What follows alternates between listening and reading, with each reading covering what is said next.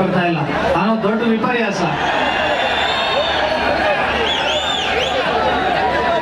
So ಎಲ್ರಿಗೂ ನಾನು ಈ ಭಾಗದ ನಿಮ್ಮ ಮಂಡ್ಯದ ಮಹೇಶ್ ಅವರ ನಿರ್ದೇಶನದ ಅಯೋಗ್ಯ ಸಿನಿಮಾದಲ್ಲಿ ಮುಂಚೆ ಕೆಲಸ ಮಾಡಿದ್ದೆ ಡೈಲಾಗ್ ರೈಟರ್ ಅಲ್ಲಿ.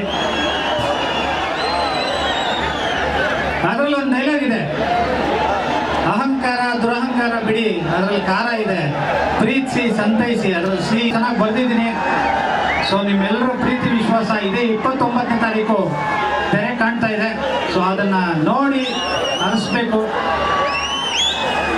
ಮತ್ತೆ ಎಲ್ಲೋದ್ರೂ ಕಾಟೇರ ಹೇಗೆ ಬಂದಿದೆ ಅಂತ ಕೇಳ್ತಾರೆ.